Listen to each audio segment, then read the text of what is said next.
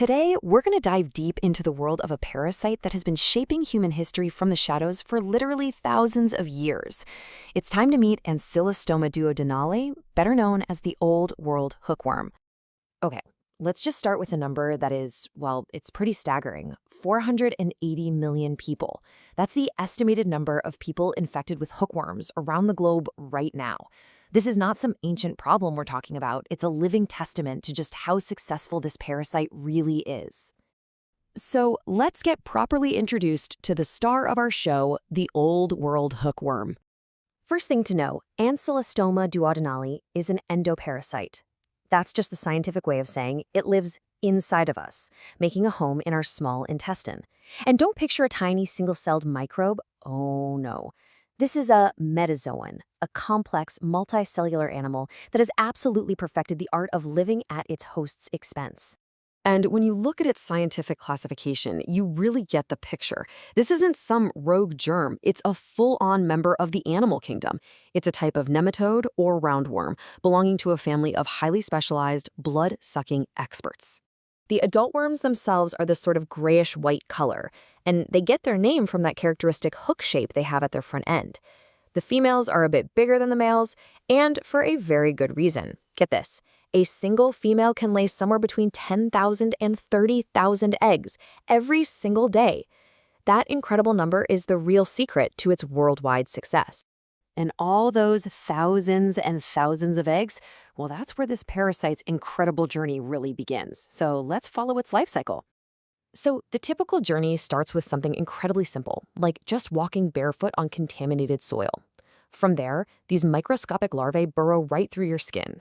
They catch a ride in the bloodstream, travel up to the heart and lungs, climb their way up your airway, and then you swallow them. They finally arrive in the small intestine, and that's where they grow up into adults. But what makes Ancylostoma duodenale such a formidable opponent is its versatility. It has this whole bag of tricks. It can get in if we eat or drink something contaminated. It can be passed from a mother to her child. It can even go dormant in our muscles for months, just waiting for the right time to reactivate. This adaptability is what makes it so incredibly resilient. Now, all of these amazing survival adaptations, they come at a price that is paid, unfortunately, by the human body. Each one of these adult worms drinks about 0.2 milliliters of blood every day. Now, I know that sounds like nothing, right? A tiny drop. But imagine you have an infection with hundreds, maybe even thousands of these worms. That blood loss adds up fast, and it leads to some very serious health problems. The result is this slow, silent drain on the body's resources.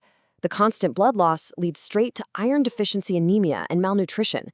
For adults, that means feeling tired all the time. But for kids, the impact is devastating. It can stunt their growth, both physically and mentally. And for pregnant women, it tragically increases the risks for both mother and baby. You know, for such a clever parasite, diagnosing an infection is, believe it or not, pretty straightforward. Doctors just need to look at a stool sample under a microscope. They're looking for those distinctive oval-shaped eggs. If they find them, it's clear proof of an active infection. All right, so now let's zoom out and take a look at the bigger picture, the global impact of this infection. So while hookworms generally love warm, wet climates, the two main species have kind of carved up their own territories. Ancylostoma duodenale, the one we're focused on, is a bit tougher. It can handle more temperate and even drier climates, so you see it a lot in places like the Middle East and the Mediterranean. Its cousin, Nicotter americanus, pretty much sticks to the tropical regions. So what happens when it shows up in a country like the Netherlands, where the climate and modern sanitation stop its life cycle cold? Well, it becomes what the Dutch call an importziekte, basically an imported disease. The cases they see are almost always in travelers or immigrants, coming from places where the worm is widespread, not from people catching it locally. Okay, so we know the enemy. How do we fight back? And what are the major challenges we're up against? The solutions, they sound simple enough on paper, but they can be really hard to put into practice. It all comes down to basic public health, wearing shoes, having good sanitation to keep human waste out of the soil, practicing hygiene, and of course, treating people who are infected to break that cycle of transmission. But it's a constant uphill battle. In areas where hookworm is everywhere, getting reinfected right after treatment is a huge problem. And the really scary thing looming on the horizon is the growing fear of drug resistance. If our current medicines stop working, we're in big trouble. Now, all the information that we've gone through in this explainer was compiled using a Gemini deep search. And if you want to dig into the research for yourself, you can find a complete list of all our sources in the linked Notebook LM document. And this all leaves us with a really critical question. This parasite has been adapting to us for millennia. So as it continues to evolve and fight back against our modern medicines, how do our strategies need to evolve to keep up? Hey, thanks so much for joining me for this explainer. If you learned something new today, I'd really appreciate it if you'd hit that subscribe button. And we honestly want to hear what you think, so please drop us a comment below.